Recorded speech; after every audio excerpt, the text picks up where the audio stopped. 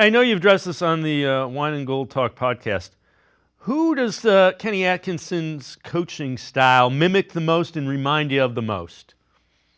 I mean, you talk about a coaching tree that he has been a part of that is phenomenal. Mike D'Antoni, Bud, Steve Kerr, Ty Lue, all these different guys that he's been able to pick and pull different ideas and coaching styles from. But when you talk about what this Cleveland Cavaliers team has been able to do this season, there's one guy that stands out the most, and that's Steve Kerr, the guy that Kenny Atkinson coached alongside for 3 seasons in Golden State when they won a championship. And it might not just be because of the style of play that they're playing, constantly moving bodies as well as getting the ball up the floor, shooting more threes, all those different things, different pace, those different things. But it's also how Kenny Atkinson is running this team behind the scenes, right? The element of joy that we talked about earlier in this show, it's more of making sure that they are doing things that are going to elevate them on the floor, but also making sure that they're not going to be worn out when it comes to game 82 in the season. So that means